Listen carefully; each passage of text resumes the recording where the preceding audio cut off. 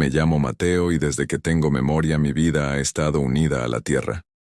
No recuerdo un solo amanecer en que mis ojos no se abrieran al canto de los gallos, ni una tarde en que mis manos no terminaran cubiertas de polvo, barro o semillas. Nací en un pequeño pueblo rodeado de montanas bajas y campos amplios, donde el horizonte parece infinito y el cielo se confunde con la tierra. Desde niño aprendí que el suelo que se pisa no es solo suelo, es pan, es esperanza, es futuro. Mi padre fue campesino, y de él heredé no solo las pocas herramientas que poseíamos, sino también la paciencia para arar despacio y la terquedad de creer que la tierra nunca abandona a quien la cuida. Recuerdo sus manos agrietadas, fuertes como la raíz de un árbol, y sus consejos murmurados al ritmo del azadón. Mateo, cada semilla es como un hijo. Si la entierras con descuido, no crece. Si la riegas demasiado, se ahoga. Si la olvidas, se muere. Trata cada semilla con el mismo respeto con que cuidarías a tu familia. Yo escuché esas palabras como si fueran un rezo, y las llevé grabadas en la piel desde entonces. Cuando era pequeño, mis juegos no eran con juguetes nuevos, sino con piedras que imaginaba como animales, con palos que se convertían en carretas, con montoncitos de tierra que eran mis ejércitos. Mientras otros niños corrían por la plaza, yo seguía a mi padre en los surcos aprendiendo a distinguir el olor de la lluvia, que se acerca el canto de los insectos cuando anuncian sequía la textura de la hoja que pide sombra. La naturaleza fue mi maestra silenciosa. Con los años mi cuerpo creció fuerte bajo el sol, mis brazos se hicieron duros, mi espalda aprendió a doblarse y a levantarse de nuevo sin quejarse. A los 15 ya sabía sembrar solo, a los 17 llevaba mis costales al mercado, y a los 20 empecé a ahorrar para comprar un pedacito de terreno propio. No era mucho, apenas unas cuantas hectáreas, pero era mío. Y ese orgullo nadie podía quitármelo. Me casé joven, con María, una mujer de sonrisa clara y mirada firme.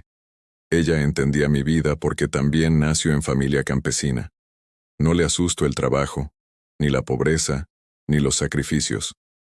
Juntos levantamos una casita de madera, sencilla, con techo de lámina que retumbaba bajo la lluvia, pero que guardaba nuestro sueño de formar una familia. Allí nacieron mis 2 hijos, y cada grano que sembraba lo hacía pensando en ellos, en darles un futuro distinto al mío. Mis días empezaban antes que el sol. El frío de la madrugada me calaba los huesos, pero la idea de ver brotar las plantas me daba calor. Caminaba hasta los surcos con la azada al hombro, y mientras los pájaros despertaban, yo hundía la herramienta en la tierra húmeda. Cada golpe era un recordatorio de que la vida no regala nada, que todo se gana a pulso. Cuando el sol subía, ya mis manos estaban negras y mi frente cubierta de sudor. Sembrar maíz es un arte que parece simple, pero no lo es. Hay que abrir el surco recto, dejar caer el grano a la distancia justa, cubrirlo con la cantidad exacta de tierra. Si se hace mal, la planta crece débil. Si se hace bien, el campo se vuelve un manto verde que ondea con el viento. Yo podía pasar horas enteras revisando hilera por hilera, quitando las hierbas, corrigiendo lo que estaba torcido. No lo hacía por obsesión, sino porque sabía que de esas plantas dependía el pan de mis hijos. La vida campesina tiene su propio calendario. No lo marcan relojes ni oficinas. Lo marca el cielo. Abril era tiempo de siembra, junio de deshierve, agosto de fertilizar, octubre de cosecha. Cada estación traía sus pruebas, la sequía que hacía crujir la tierra como vidrio, la lluvia que inundaba los surcos, el granizo que podía destruir en minutos lo que costaba meses de esfuerzo. Pero así como venían los golpes, también venían los milagros. El brote tierno que asomaba entre terrones, el campo amarillo de mazorcas listas, el olor a tierra mojada que prometía abundancia. En el pueblo me conocían como Mateo el agricultor. No era hombre de muchas palabras, pero mi palabra valía. Si decía que iba a llevar 20 costales a la feria, allá estaban. Si prometía pagar una deuda, lo hacía aunque tuviera que trabajar noches enteras. La confianza era mi única riqueza, y la cuidaba como se cuida el agua en tiempos de sequía. En las ferias de domingo llegaba con mi carreta llena de maíz, frijol y algunas verduras. La gente me saludaba con un apretón de manos, y yo respondía con una sonrisa cansada pero sincera. No vendía lujo, vendía sustento. Y cuando alguien me decía «Gracias, Mateo, este maíz me alcanza para la semana», yo sentía que mi esfuerzo tenía sentido. Por las tardes, al regresar del campo, me sentaba frente a la casa y miraba a mis hijos correr descalzos, persiguiendo gallinas o jugando con un balón viejo. María servía un plato de sopa caliente, y yo, aunque agotado, encontraba paz en ese cuadro. La pobreza se hacía más ligera cuando había risas alrededor de la mesa. Esa era mi vida, sencilla, dura, pero honrada. Yo no envidiaba a los ricos del pueblo ni a los que se iban a la ciudad. Mi orgullo estaba en mis surcos rectos, en mis manos callosas, en el pan que mi familia comía gracias a mi esfuerzo. Creía que mientras trabajara con honestidad, nadie podría arrebatarme esa dignidad. Pero me equivoqué. Nunca imaginé que la misma tierra que me dio pan y orgullo se convertiría en la trampa que casi me destruye. Nunca imaginé que bajo los surcos que regué con sudor, alguien enterraría la mentira que cambiaría mi vida para siempre. La vida en el campo tiene un ritmo distinto, un pulso que no se mide por relojes sino por la salida y la caída del sol. Para quienes no han vivido allí, puede parecer monótona, siempre igual. Pero para nosotros, los agricultores, cada día es diferente, porque la tierra nunca se repite, siempre cambia, siempre exige, siempre da y siempre quita. Mis mañanas empezaban antes de que el cielo se tiñera de naranja. El frío se metía por las rendijas de la casa, y yo me levantaba en silencio para no despertar a los niños. Encendía el fogón con leña seca, calentaba un poco de café aguado, y me lo bebía despacio mirando cómo el humo subía en espiral. Yo me siento, ese era mi combustible antes de enfrentar la jornada. María, mi esposa, siempre me preparaba una tortilla envuelta en un trapo para que me acompañara durante el día. Al salir, la tierra estaba cubierta de rocio. Mis botas se empapaban, pero yo disfrutaba ese contacto con la humedad, porque era la promesa de que las plantas crecerían firmes.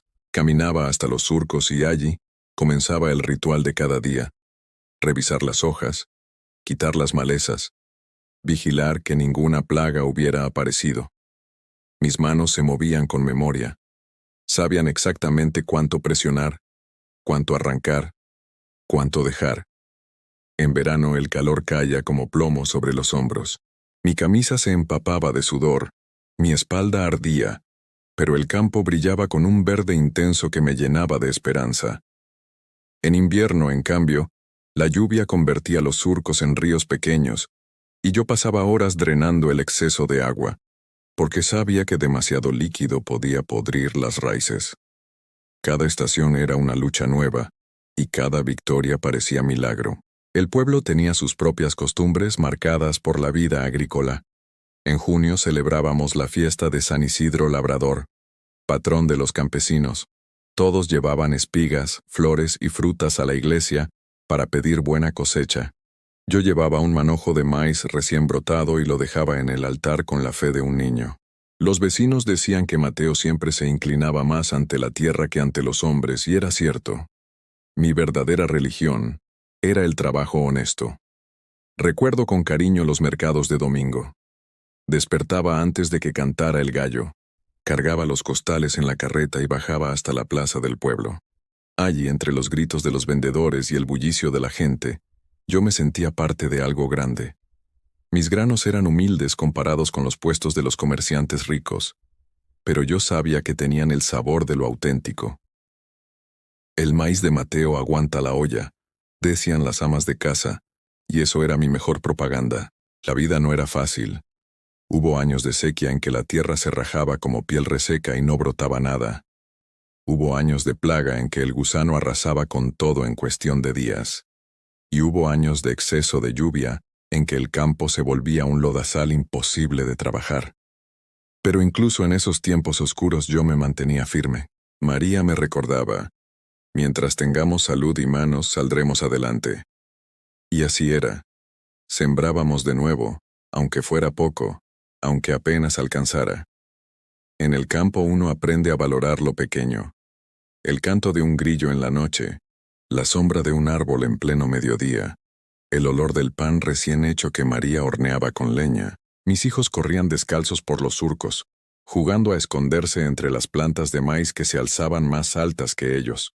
Sus risas eran mi recompensa. Yo los miraba y sentía que todo valía la pena. Los callos en mis manos, el cansancio que me doblaba la espalda, el sudor que corría por mis mejillas. Todo se justificaba con una sola carcajada de mis pequeños. Yo era feliz en mi sencillez. No soñaba con riquezas ni con lujos. Mi meta era clara: mantener la tierra viva, cuidar de mi familia y dejarles el ejemplo de que la dignidad no se compra, se gana con esfuerzo. Cada semilla que brotaba era un recordatorio de que la paciencia da fruto. Nunca imaginé que esa misma tierra que yo trataba como madre sería usada para condenarme. Nunca imaginé que los surcos que me habían dado pan se convertiran en la prueba que me arrastraría a la peor injusticia de mi vida. Era un amanecer como tantos otros. El cielo apenas clareaba con tonos rosas y anaranjados, y yo ya estaba en el campo, con la azada en la mano y el corazón tranquilo. El rocio cubría las hojas del maíz, el aire olía a humedad fresca, y mis botas se hundían en la tierra blanda. Escuchaba a lo lejos el canto de los gallos y el ladrido de los perros, y en mi mente solo estaba la rutina: revisar los surcos, arrancar las hierbas, pensar en el desayuno que María estaría preparando para los niños. Fue entonces cuando el silencio se rompió con un ruido que no pertenecía al campo. Motores. Al principio pensé que sería algún vecino llevando su carreta temprano, pero el sonido era distinto, fuerte, grave, como un enjambre de abejas de hierro. Levanté la cabeza y vi, a lo lejos, 3 camionetas blancas con las sirenas apagadas, avanzando despacio por el camino de tierra que llevaba directo a mi parcela. Mi corazón se aceleró. No era común que la policía viniera por estos rumbos. Aquí, lo más grave que podía pasar era una discusión entre vecinos por un pedazo de tierra, o un animal que entraba a comer donde no debía. Me sequé el sudor de la frente con la manga, y me quedé inmóvil, esperando que las camionetas pasaran de largo. Pero no, se detuvieron justo frente a mi terreno. Los portazos sonaron como disparos en el aire. Bajaron varios hombres con uniformes, botas negras y expresiones duras. Algunos cargaban palas, otros armas. Uno de ellos se acercó y me dijo con voz seca: «Mateo, tenemos una orden. Vamos a revisar su campo». Me quedé sin palabras. Una orden. Una revisión. Yo, que lo único que tenía eran mis surcos de maíz y frijol, no entendía nada. Intenté preguntar: «¿Pero qué buscan?». El hombre no respondió. Solo hizo un gesto con la mano, y los demás se dispersaron por el terreno. Mis manos temblaban mientras sostenía la azada. Los veía caminar entre mis plantas, clavar las palas en la tierra, remover la tierra con furia. El sonido del metal contra el suelo me retumbaba en el pecho. Yo quería gritar que se detuvieran, que no pisaran mis cultivos, que allí solo había trabajo y sudor. Pero la voz se me quedó atrapada en la garganta. Minutos después, un grito corto rompió el aire.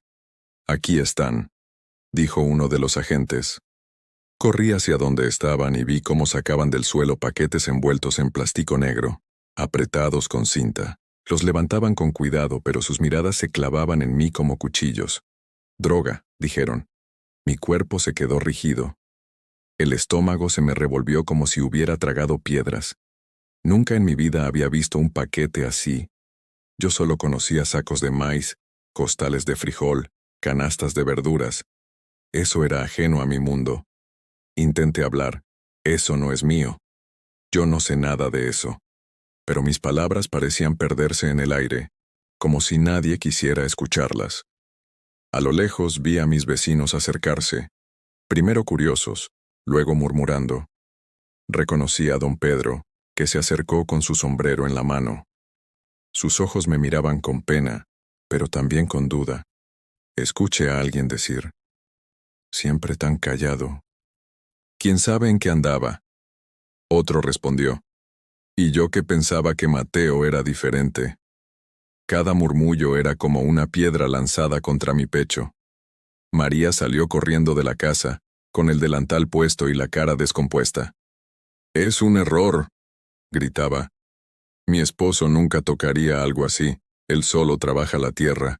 Los niños la siguieron llorando, sin entender por qué los hombres armados estaban arrancando plantas y sacando paquetes de la tierra de su padre. El jefe de los policías se acercó y me tomó del brazo con fuerza. «Mateo queda detenido por narcotráfico», dijo con frialdad. Esas palabras retumbaron como un trueno en mi cabeza. Narcotráfico. Yo que apenas podía juntar dinero para fertilizante, ahora era acusado de algo que solo conocía por los noticieros. Me esposaron ahí mismo, delante de mi esposa, de mis hijos, de mis vecinos. María lloraba, mis hijos gritaban, «¡Papá!», mientras un agente los apartaba. Yo quería abrazarlos, explicarles, jurarles que todo era una mentira, pero las esposas en mis muñecas y la mirada dura de los policías me recordaban que ya no era un hombre libre. Mientras me llevaban hacia la patrulla, volteé la cabeza y vi mi parcela. Los surcos verdes, las plantas que apenas empezaban a dar fruto, el trabajo de meses. Todo se desdibujaba tras el polvo que levantaban las botas de los agentes, y sentí en ese instante que mi vida entera se marchitaba junto con mis cultivos. Nunca olvidaré la imagen de esos hombres sacando los paquetes de mi tierra como si fueran tesoros enterrados. El sol de la mañana golpeaba fuerte y el plástico negro brillaba como si quisiera burlarse de mí. Los policías los alineaban sobre el suelo, uno tras otro, como quien exhibe pruebas irrefutables. Yo solo podía mirar con el corazón apretado, preguntándome quién había sido capaz de usar mi parcela, mi orgullo, como escondite para semejante veneno. Los agentes hablaban entre ellos con voces cortas, frías, anotando cosas en carpetas y tomando fotos. Cada disparo de la cámara fotográfica era un golpe en mi pecho. Era como si quisieran inmortalizar no los paquetes, sino mi vergüenza. María seguía gritando que era inocente. Corría de un lado a otro tratando de acercarse, pero dos policías la empujaban hacia atrás. «Él no tiene nada que ver. Él solo trabaja la tierra», repetía con la voz rota. Mis hijos se aferraban a su falda, llorando, y yo sentía que se me desgarraba el alma al verlos así. Los vecinos ya eran un corrillo alrededor del terreno. Algunos se tapaban la boca con las manos incrédulos. Otros murmuraban frases que me atravesaban como cuchillos. Siempre pensé que nadie podía ser tan trabajador sin esconder algo. De ahí sacaba el dinero para comprar semillas, seguro. Pobre familia. Y nosotros confiábamos en él. No había defensa posible contra esas miradas. Yo intentaba gritar. «Les juro que nunca he visto esos paquetes. Esto es un error». Pero cada palabra parecía desvanecerse, sofocada por la escena que tenían frente a los ojos. Nadie escucha a un hombre esposado. Nadie cree en un campesino pobre frente a montones de plástico brillante. El jefe de los policías ordenó que recogieran los paquetes. Los cargaron en sacos grandes y en cada movimiento mi nombre se hundía un poco más en el lodo de la sospecha. Uno de ellos me mostró los bultos y dijo con voz dura: «Aquí está la prueba, Mateo. No hay forma de negarlo». Yo quise responder, pero solo conseguí balbucear que no eran míos, que alguien los había puesto allí. La risa irónica de los agentes fue mi respuesta. Cuando me empujaron hacia la patrulla, sentí los ojos de todos sobre mí. Era como si me hubieran despojado de todo lo que era. Ya no era Mateo el agricultor, el hombre honrado que llevaba su maíz a la feria. Ahora era Mateo, el narco. Un título que se me pegaba en la piel aunque yo supiera que era falso. El momento más cruel fue cuando mi hijo mayor, con apenas 10 años, corrió hacia la patrulla y gritó: «Papá, dime que no es cierto». Yo quise contestarle, jurarle delante de todos que era inocente, pero un policía lo apartó de un empujón. La patrulla arrancó y lo último que vi fue su rostro empapado en lágrimas, mientras mi parcela quedaba atrás, herida y pisoteada. En ese instante comprendí que la humillación pública puede ser peor que cualquier condena, porque las cadenas en las muñecas aprietan la carne, pero las cadenas de la sospecha aprietan el alma y no se ven. El camino hasta la comisaria fue corto, pero cada metro se sintió eterno.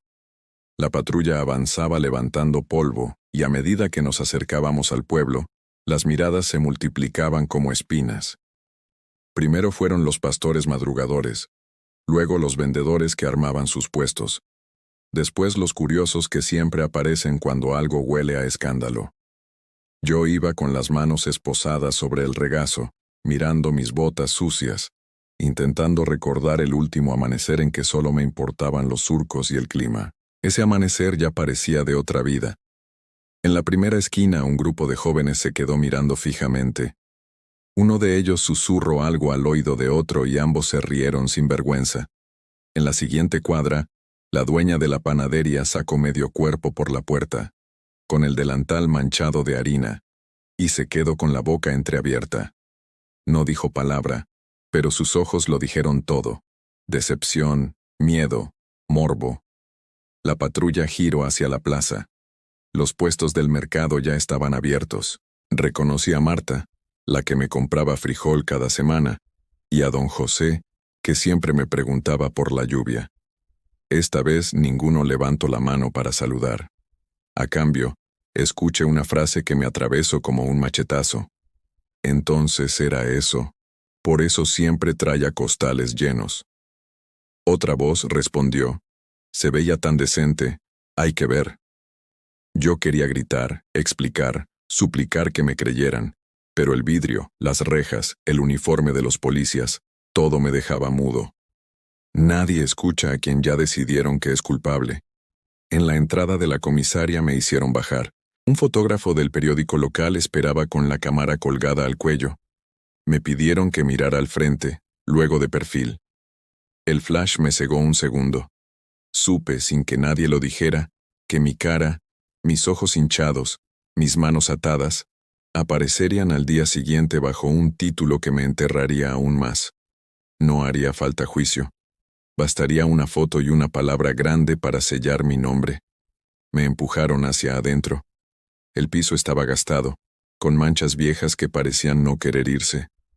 Había olor a sudor, a papeles húmedos, a café recalentado.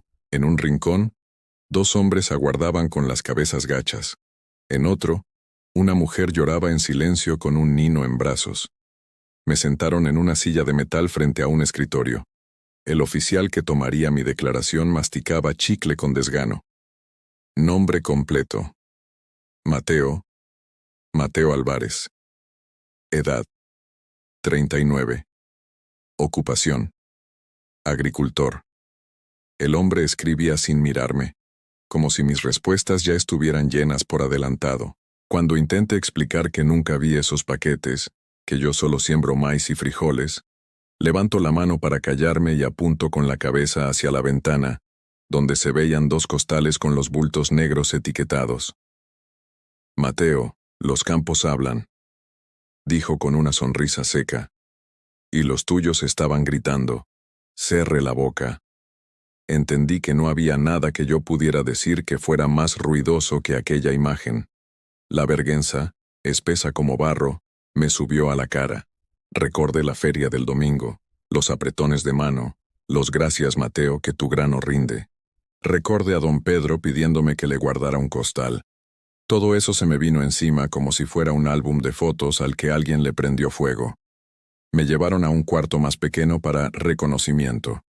Dos agentes revisaron mis bolsillos, me quitaron el cinturón, contaron las monedas que traía, miraron mi navaja vieja y la dejaron a un lado como si fuera una pistola. Uno de ellos encontró en mi camisa una mancha de tierra y se rió. Prueba de oficio, dijo con sorna. Quise responder que esa tierra era mi orgullo, que esas manchas eran mi uniforme de guerra, pero no dije nada. Aprendí rápido que cada palabra era un clavo más en una caja que no quería ver cerrada. En algún momento escuché voces alborotadas en la entrada. Eran vecinos. Pedían detalles, querían ver de cerca al narco del pueblo. Un policía, divertirse con el poder, les dijo: no se amontonen, que hay para todos. Las risas me atravesaron. Pensé en María y en mis hijos. Pensé en la puerta de casa, en las sillas de madera, en el plato de sopa de la noche anterior, y de pronto, por primera vez tuve miedo de verdad, no del encierro, sino de lo que la gente podía hacer con una historia mal contada. El rumor es un huracán que arranca de raíz incluso los árboles más viejos. Me encerraron en una celda improvisada mientras se definía mi situación. El cuarto era angosto, con una colchoneta hinchada como pan viejo. Había un olor agrio que no supe si venía del suelo o de las paredes. Desde allí, con la espalda contra el muro, escuché conversaciones sueltas. Dicen que tenía todo enterrado en los surcos, que lo venían siguiendo hace tiempo, que la esposa también sabía, que por eso tenía siempre para semillas. Cada frase era un ladrillo que me tapiaba la salida. Yo me repetía que la verdad resistiría, que todo se aclararía, que alguien vería lo absurdo de acusar de narcotráfico a un hombre que ni teléfono bueno tenía. Pero la vergüenza es obstinada y no se cura con palabras. Al cabo de unas horas, llamaron a María para ampliar información. No me dejaron verla, pero la escuché en el pasillo, con la voz rota, contar a qué hora había preparado el desayuno, a qué hora salía al campo, cuántas veces en la semana iba al mercado. Sentía la necesidad de decirle que no llorara, que guardara la fuerza para los niños, que no respondiera a burlas. Un guardia cerró la puerta de la celda y supe que esas palabras tendría que tragármelas. El fotógrafo regresó por la tarde para completar material. Esta vez me tomaron imágenes junto a los costales, con un cartel donde habían escrito mi nombre completo a mano. Me pidieron que no sonriera y casi me rió de la ironía. ¿Quién iba a sonreír en una escena así? Al terminar, el hombre guardó la cámara y antes de irse, soltó un comentario como quien lanza una piedra al río. Esto se va a vender bien. Cuando la noche empezó a caer sobre el pueblo, supe que a partir del día siguiente yo ya no sería Mateo el agricultor. Sería la cara de una nota. Sería el rumor que llena el mercado. Sería el ejemplo que los padres pondrían a sus hijos cuando quisieran asustarlos. No termines como él. Sería, en pocas palabras, la historia que los demás contarían a su manera, sin preguntarme nada. Me llevaron a un cuarto para firmar un papel. No alcancé a leerlo completo. El oficial tenía prisa, y yo ya no confiaba en mis ojos, nublados de cansancio. Estampé mi firma torpemente, con la mano que todavía temblaba. Al devolverme el lápiz, el hombre me miró con una mezcla de compasión y fastidio. Si eras tan trabajador como dicen, hubieras seguido con el maíz. Quise decir que eso hice toda mi vida, que ese era precisamente mi crimen. Confiar en que la tierra era un lugar seguro. Pero no dije nada. Antes de medianoche me subieron a una camioneta para trasladarme a la cárcel de la región. Ya no eran los curiosos de la plaza ni las miradas de los vecinos. Eran otras rejas, otros caminos, otros hombres con rostros cerrados. En el trayecto, acurrucado en el banco de atrás, vi por la ventanilla la sombra oscura de mis campos. Pensé en los surcos pisoteados, en las plantas quebradas por las botas, en los agujeros abiertos por las palas. Mi vida parecía ese terreno. Desordenada, herida, llena de huecos que alguien había cavado a mis espaldas. La vergüenza pública no terminó cuando se cerraron las puertas de la comisaria. Empezó a vivir dentro de mí. Se pegó como polvo fino en los pliegues de la memoria. Cada vez que recordaba las risas, las frases, las fotos, sentía que me faltaba el aire. Y sin embargo, en algún rincón minúsculo de mi pecho, algo seguía latiendo. No era esperanza todavía, era quizás la costumbre de la semilla. Incluso cuando la entierran profundo, incluso cuando la aplasta la tierra, conserva un resto de luz. Esa noche, mientras la camioneta me alejaba del pueblo, prometí una cosa que ni siquiera sabía si podría cumplir. No dejar que la vergüenza me definiera. Yo era agricultor. Yo era padre. Yo era esposo. Yo era un hombre de manos limpias.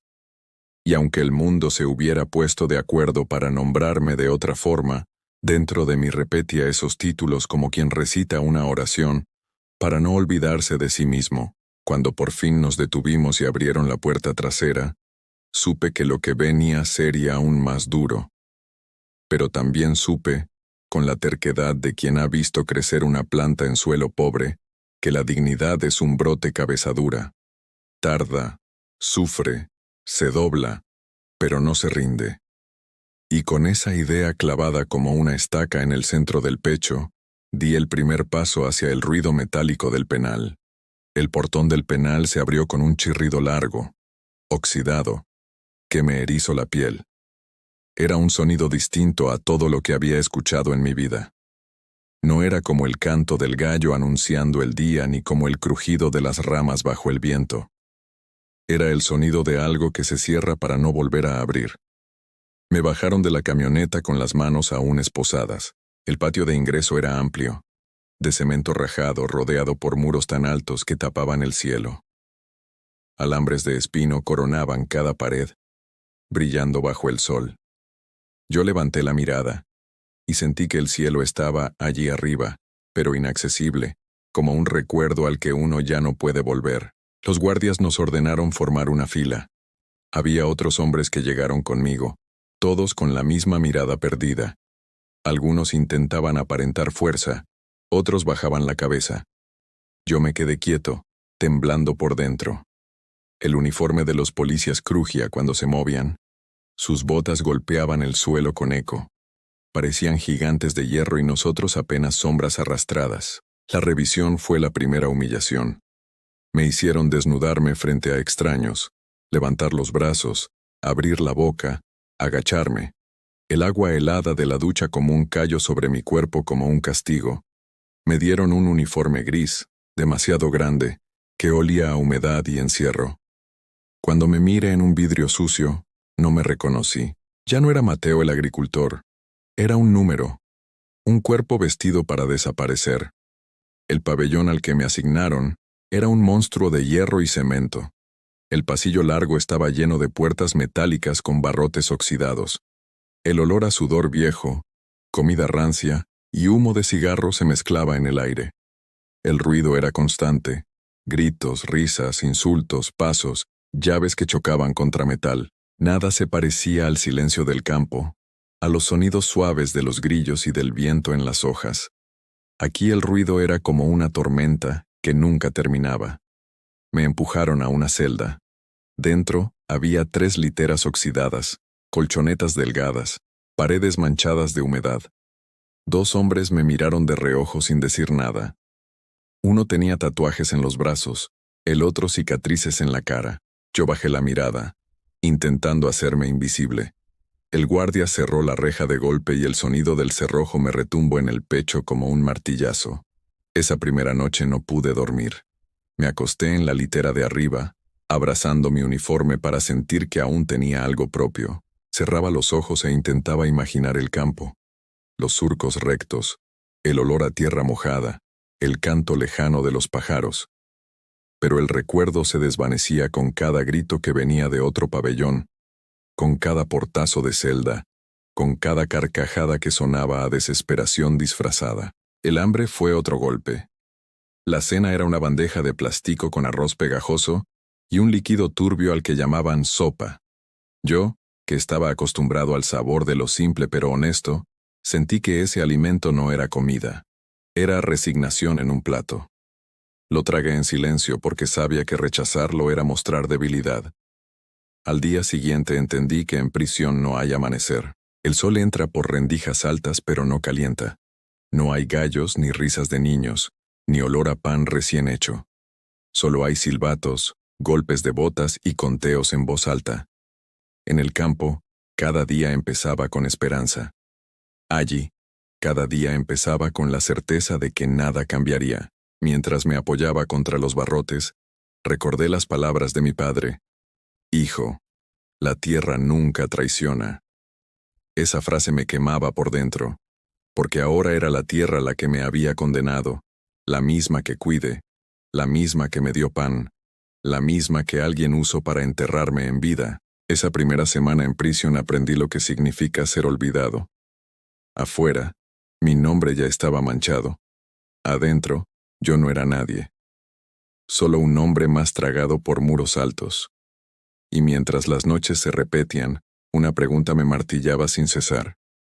¿Cuánto tiempo pasará antes de que alguien se atreva a escuchar mi verdad? Las primeras noticias de mi familia llegaron a través de una carta escrita con letra apretada y temblorosa. Era de María, mi esposa. Decía que los niños estaban bien, que ella estaba trabajando por horas en casas de vecinos para mantener la comida en la mesa, que no me preocupara. Pero yo la conozco demasiado. Cada palabra era un intento de esconder el peso que llevaba sobre los hombros. En el pueblo, la vida se había vuelto insoportable para ellos. Algunos vecinos dejaron de hablarles, otros cruzaban de acera cuando los veían pasar. Los niños, que antes jugaban en la plaza, ahora evitaban salir porque escuchaban a otros decir, ahí van los hijos del narco. María me contó que una tarde, mientras hacía fila en la tienda, 2 mujeres hablaron en voz alta. Pobrecita, y con un marido metido en esas cosas. María no respondió. Bajó la cabeza, pagó y salió con las lágrimas escondidas en el pañuelo. Mi hijo mayor, apenas de 10 años, empezó a encerrarse en la casa. Ya no quería ir a la escuela. Decía que los compañeros lo señalaban, que algunos se burlaban preguntando dónde escondía la droga su padre. La más pequeña, de 6, preguntaba todas las noches, ¿cuándo vuelve papá? ¿Por qué dicen que eres malo? María hacía lo posible por tranquilizarla, pero yo sabía que el daño ya estaba hecho. Cada visita en la prisión era un golpe al corazón. Nos veíamos a través de un vidrio grueso, con un teléfono frío pegado al oído. María llegaba con el rostro cansado, los ojos hundidos de no dormir. Trataba de sonreír, pero se quebraba apenas me miraba. Los niños pegaban sus manitas al vidrio, y yo hacía lo mismo desde el otro lado. Era el único contacto posible, un gesto que dolía y consolaba al mismo tiempo. Una vez mi hijo mayor me preguntó directamente, «Papá, ¿de verdad lo hiciste?» Su voz era baja, pero sus ojos exigían una respuesta.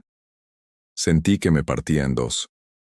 Le juré que no, que era inocente, que un día todo se aclararía. Pero mientras lo decía, noté que miraba al suelo, como si no supiera si creerme. Nada duele más que la duda de un hijo. María, en las cartas, trataba de darme fuerzas. Escribía frases como, «Resiste, tu verdad saldrá», o «Dios no abandona a los justos», pero también me contaba de los recibos atrasados, de la dificultad para comprar medicinas, de los rumores que no cesaban. Ella misma fue despedida de una casa donde trabajaba, porque la señora dijo que no quería tener gente sospechosa cerca. Yo leía esas palabras en mi litera, y sentía que la cárcel no solo me tenía a mí, sino a toda mi familia. El encierro se extendía más allá de los muros, alcanzando mi casa, mis hijos, mi esposa. Era como una sombra que los cubría a todos. Yo estaba preso en una celda de cemento, pero ellos estaban presos en una celda de prejuicios, humillaciones y hambre. Cada noche me preguntaba si algún día podría reparar ese daño. No era mi culpa, pero aún así era mi carga. Porque, inocente o no, era mi nombre el que los estaba hundiendo. Y ese peso, invisible y cruel, era más insoportable que las cadenas de hierro. El tiempo en prisión no se mide por relojes. Se mide por las veces que el guardia pasa lista, por los platos de comida insípida, por los portazos de hierro que marcan el inicio y el fin de cada día. Al principio yo llevaba la cuenta, 1 semana, 2, 1 mes, 3, pero después de un tiempo, las cifras se volvieron una masa borrosa, como si todo fuera un mismo día interminable. En mi celda, los muros estaban manchados de humedad. En las grietas algunos internos habían tallado nombres y fechas, como si dejar una marca en la pared fuera una forma de resistir al olvido. Yo, al principio, me negaba a escribir nada. Quería creer que mi estancia allí sería corta, pero los meses pasaban y el eco de mi inocencia se perdía entre papeles atrasados, jueces indiferentes y audiencias que siempre eran pospuestas. Cada mañana despertaba con el mismo sonido, el silbato de los guardias y el golpeteo de las botas contra el cemento. Me levantaba con el cuerpo rígido, los músculos adoloridos de dormir en un colchón delgado, y me sentaba en la litera a mirar el pedazo de cielo que se colaba por una rendija alta. Ese rectángulo de azul era mi único consuelo, pero a veces ni eso bastaba. Mis compañeros de celda hablaban poco conmigo. Uno me decía con ironía, «Aquí todos somos inocentes, campesino». Otro me miraba y soltaba, «Si estás aquí, algo hiciste». Esas frases, aunque no fueran verdad, calaban hondo. Porque en ese mundo, ser inocente o culpable daba igual. Lo que contaba era sobrevivir al día siguiente. La comida era siempre la misma. Arroz pegajoso, frijoles fríos, un trozo de pan duro. Yo, que estaba acostumbrado al sabor sencillo pero honesto de lo que salía de mi tierra, sentía que cada bocado era un recordatorio de lo que me habían arrebatado. Más de una vez me quedé mirando el plato, sin fuerzas para comer. Las noches eran lo peor. Me acostaba en la litera, cerraba los ojos e intentaba imaginar el campo. El viento moviendo las hojas de maíz, el olor a tierra mojada después de la lluvia, el sonido lejano de los grillos. Pero esos recuerdos, que al principio me daban consuelo, comenzaron a doler como heridas abiertas.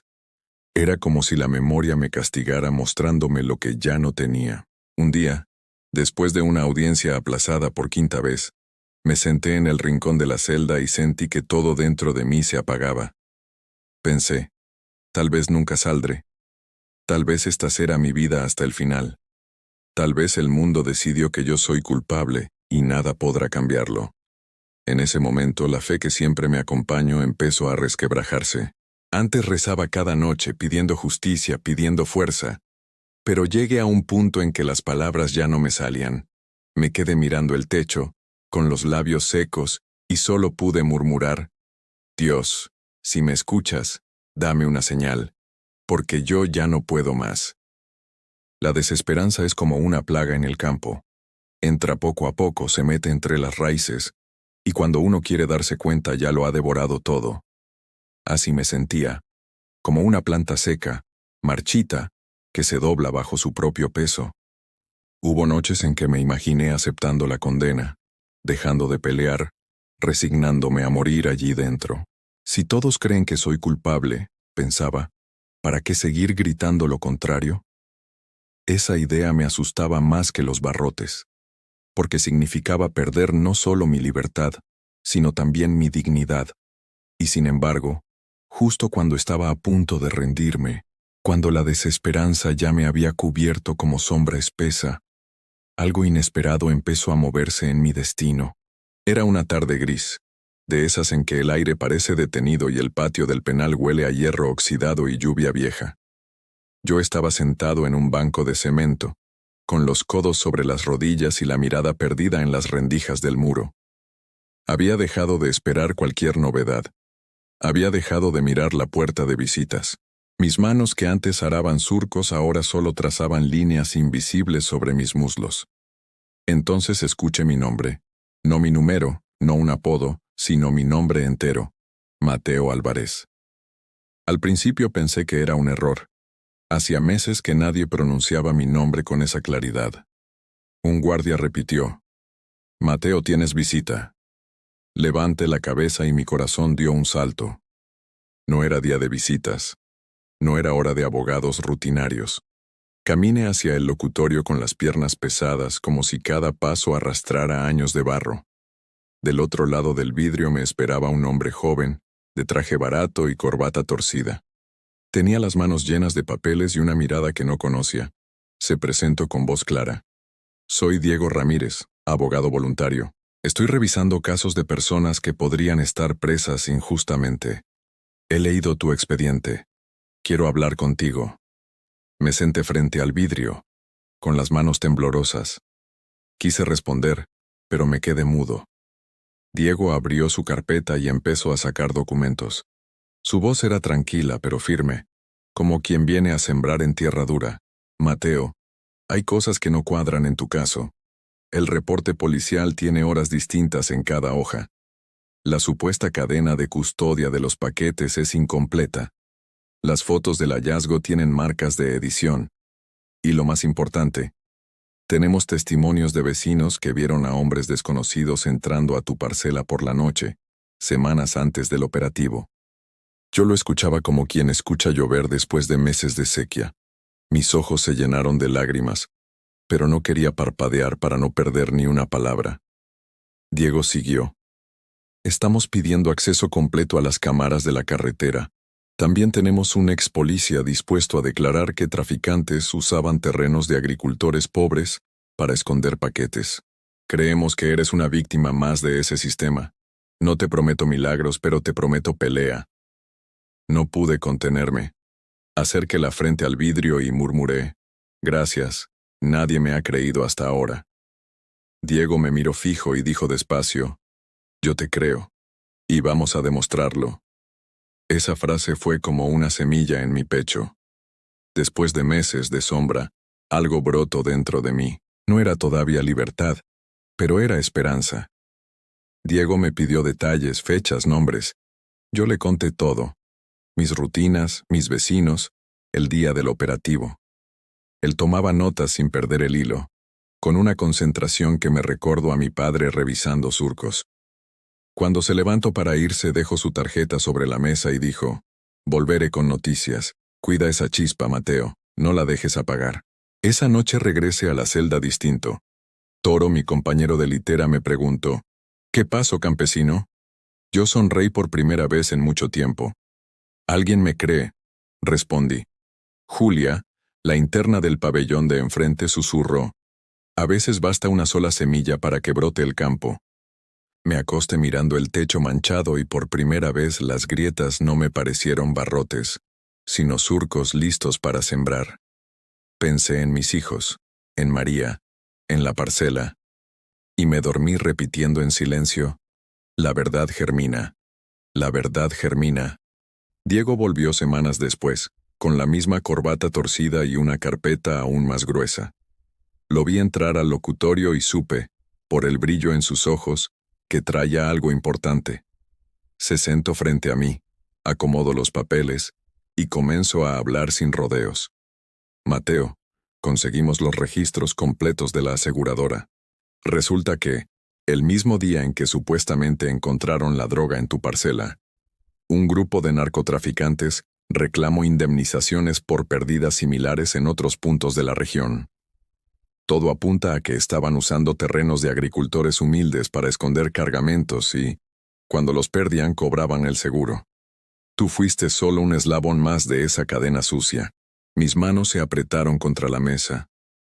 Yo ya lo intuía, pero escucharlo en voz firme me sacudió. Diego sacó también unas fotos impresas. Eran imágenes de cámaras de tráfico. En una se veía claramente a dos hombres, desconocidos para mí, entrando a mi terreno de noche, cargando bultos. En otra aparecían las mismas figuras saliendo horas después, sin carga. Ellos usaron tu parcela, Mateo, y lo hicieron porque sabían que tú no tenías forma de defenderte. Apostaron a que la palabra de un campesino pobre valía menos que el plástico brillante de sus paquetes. El abogado no se detuvo. Había localizado a un vecino que esa noche, desde lejos, vio luces y movimiento en mis campos. El hombre nunca se atrevió a decirlo antes, por miedo, pero ahora estaba dispuesto a declarar. También presentaría un informe de un perito que confirmaba que las fotos usadas en mi acusación estaban incompletas, recortadas en momentos clave. Yo lo escuché en silencio, con un nudo en la garganta. Cada documento, cada imagen, era como una semilla que se clavaba en la tierra seca de mi pecho. Poco a poco sentía que algo brotaba, que la esperanza dejaba de ser un susurro para volverse raíz. Diego me miró a los ojos y dijo: con esto vamos a pedir una revisión formal del caso. No será fácil, porque al sistema no le gusta reconocer errores. Pero tenemos pruebas, Mateo. Pruebas de que eres inocente. Esa noche en la celda, no pude dormir. No por miedo, sino porque mi mente no dejaba de repasar lo que había visto. Me imaginé los rostros de esos hombres entrando a mi parcela, ensuciando con su sombra el lugar donde yo sembraba con amor. Pensé en la injusticia de que fueran ellos los verdaderos culpables y yo, quien cargaba la condena. pero también pensé que, como una semilla enterrada bajo la tierra, la verdad había comenzado a germinar. Mis compañeros de celda notaron el cambio en mi rostro. Toro, el hombre corpulento de la litera, me dijo con voz ronca: «Campesino, se te nota distinto. ¿Qué pasó?» Yo sonreí leve y respondí: «La tierra está hablando, y pronto todos la escucharán». Por primera vez en meses, sentí que podía mirar el futuro sin que se me cerrara el pecho. Por primera vez en mucho tiempo, me atreví a soñar con volver a ver mis campos, mis hijos, mi casa.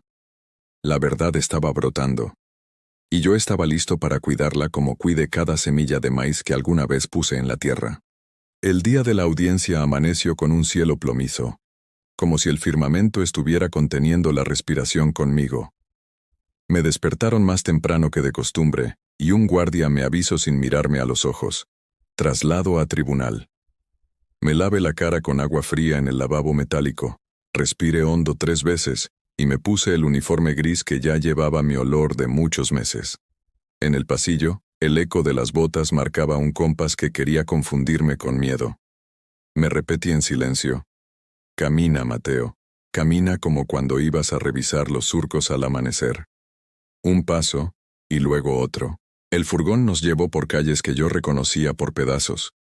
Entre rejas, vi pasar un puesto de frutas, una bodega de herramientas, el portón oxidado de un taller. Me dolió pensar que esas cosas sencillas, en otro tiempo, habían sido todo mi universo. Ahora eran decorado de una obra que no elegí. Diego me esperaba en la puerta del tribunal con la misma corbata torcida y los ojos encendidos. No me dio palmadas ni discursos. Solo asintió. Como los hombres que entienden que la fuerza, a veces, es silencio compartido. La sala era fría, amplia, con bancos de madera que crujían cuando alguien cambiaba de postura. A la izquierda, el fiscal acomodaba carpetas con gesto de quien confía en la inercia del sistema. A la derecha, Diego extendía su carpeta gorda, hojas marcadas con tiras de papel de colores, como si hubiera sembrado banderines en un campo para no perderse. Un funcionario me indicó la silla. Me senté con la espalda recta, las manos juntas, los ojos puestos en el frente. No quería mirar atrás. Sabía que habría curiosos y algún vecino, y quizá algún periodista. No quería regalarles mi temblor. El juez entró sin drama. No era un héroe ni un villano, un hombre cansado, acostumbrado a escuchar historias rotas. Golpeó la mesa con la pluma y abrió el turno. El fiscal habló primero. Su voz tenía el peso de la costumbre. «Señoría, las pruebas del hallazgo en el terreno del imputado, la cantidad, la forma de empaque, el comportamiento posterior». Yo escuché ese catecismo como quien oye caer granizo. Cada golpe es parecido al anterior y, sin embargo, va rompiendo de a poco. Entonces fue el turno de Diego. No subió el tono, no actuó. Se mantuvo firme y empezó a desplegar su siembra. «Señoría, solicitamos que consten en acta 3 líneas de evidencia: irregularidades de procedimiento, materiales audiovisuales completos y testimonios de contexto». El juez asintió sin entusiasmo. Diego abrió la primera carpeta. Primero, los tiempos.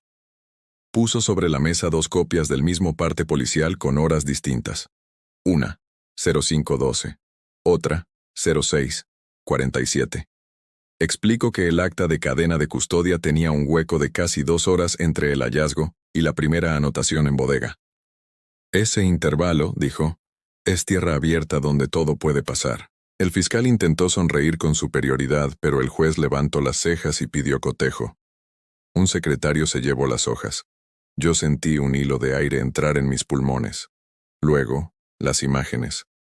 Diego pidió proyectar los videos de las cámaras de tráfico y de un negocio cercano a mi parcela. La pantalla encendida fue una luna blanca en medio de la sala. En el primer video, Madrugada cerrada, se veían 2 sombras cargar bultos desde una camioneta hacia mis campos. No era yo. Eran 2 hombres más altos, con gorras, movimientos mecánicos de quien ya hizo eso muchas veces. El fiscal se removió. Diego detuvo la imagen y marcó la hora exacta. Vea, señor juez. 02:13. 3 horas antes del supuesto operativo espontáneo. El segundo video mostraba el camino contrario. Las mismas figuras saliendo a las 03:05, sin bultos, con la prisa de los que trabajan en la oscuridad. Diego no dijo, lo dije. Solo pidió que el perito técnico, un hombre de lentes gruesos, voz tímida, explicara el sellado digital y la autenticidad de los archivos. El perito habló de metadatos, de cuadros por segundo, de trazabilidad. El juez escuchó con el ceño apretado y, por primera vez, tomó notas largas. La tercera línea fue la que me hizo apretar los dientes para no llorar. Los testimonios. Subió un vecino, rostro gastado por el sol, sombrero en la mano. Dijo que durante varias semanas antes del operativo, vio luces extrañas de madrugada en los límites de mi parcela. Dijo que tuvo miedo. Dijo que a mí me conocía de toda la vida y que nunca me vio tratar con gente de camionetas nuevas. El fiscal intentó desarmarlo. ¿Y por qué no denuncio? El vecino bajó la mirada. Porque en el campo, uno aprende que hay sombras que no conviene nombrar, señor. La sala quedó un segundo sin aire. Diego guardó para el final el golpe que no esperaba ni siquiera yo. Un exagente, de pie, con el uniforme civil mal planchado, declaró que había grupos que usaban terrenos de campesinos pobres para enfriar mercancía.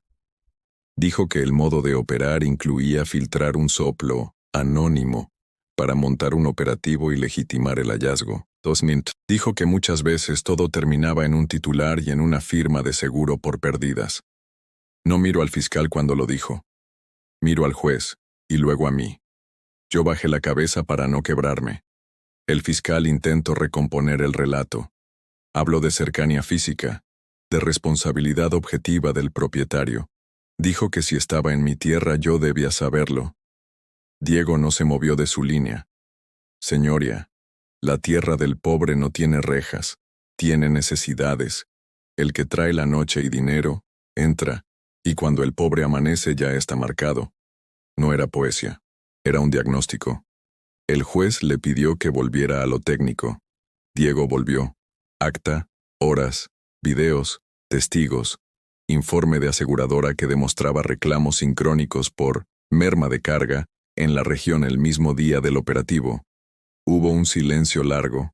En ese silencio, yo volví a mi parcela.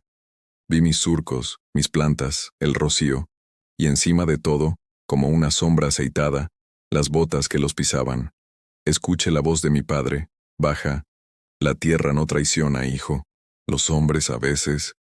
El juez carraspeó. Dijo que la prueba nueva alteraba significativamente el cuadro. Dijo que las irregularidades de procedimiento no eran meras formalidades, sino grietas por donde se desangra cualquier verdad. Dijo que la regla no podía ser la condena por proximidad. Y entonces pronunció dos frases que me abrieron el pecho como una puerta que por fin cede. Se revoca la prisión preventiva del señor Mateo Álvarez. Se ordena su inmediata libertad bajo sobreseimiento provisional, en tanto se formalizan diligencias contra terceros que habrían instrumentalizado su predio. No entendí todo el lenguaje, pero entendí lo único que importaba. No dormiría esa noche tras los mismos muros. A mi lado, Diego exhaló el aire que había estado guardando por meses. Puso su mano sobre mis dedos, discretamente, para que nadie viera, y susurró sin mover los labios. Lo logramos. Yo asentí, y sentí el gusto salado de una lágrima que no pude contener. El fiscal pidió una última palabra, burocrática, como para dejar constancia de su desacuerdo. El juez lo escuchó con paciencia de agricultor que mira llover cuando la tierra ya bebió lo necesario. Luego cerró la audiencia. La gente en los bancos murmuró. Yo me quedé quieto, clavado en ese instante como si pudiera sembrarlo para siempre en mi memoria. El regreso al penal fue distinto. No porque las rejas fueran más bajas o las voces más amables, sino porque dentro de mí había algo nuevo, una semilla caliente. Los guardias me miraron con sorpresa cuando llegó la notificación. Uno de ellos, duro, de cejas tupidas, dijo sin ironía: «Campesino, prepare sus cosas». En la celda, Toro me dio un apretón de hombro que casi me rompe los huesos y dijo, «Sabia que el campo no miente». Julia desde el pasillo sonrió chiquito. La verdad ya asomó la cabeza. Esa noche no dormí. Me senté en la litera con la espalda contra la pared y las manos abiertas sobre las rodillas. No quería perder ni un segundo de esa vigilia. Por la rendija alta, el cielo parecía menos lejano. No era libertad plena todavía, lo sabía. Faltaban papeles, firmas, sellos, el lento desfile de cosas que siempre llegan tarde. Pero el juez había dicho la palabra que a mí me bastaba: libertad. Y en mi pecho, como en los días de siembra, sentí la mezcla rara de cansancio y alegría, de miedo y fe. Antes del amanecer, cerré los ojos y le hablé a la tierra como quien llama a una madre. Espérame, que regreso.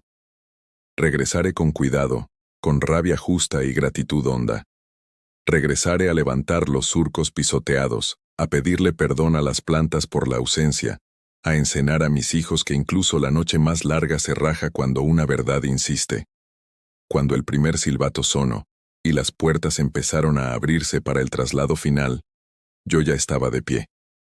El mundo no había cambiado. Los muros seguían altos. Las botas seguían pesadas.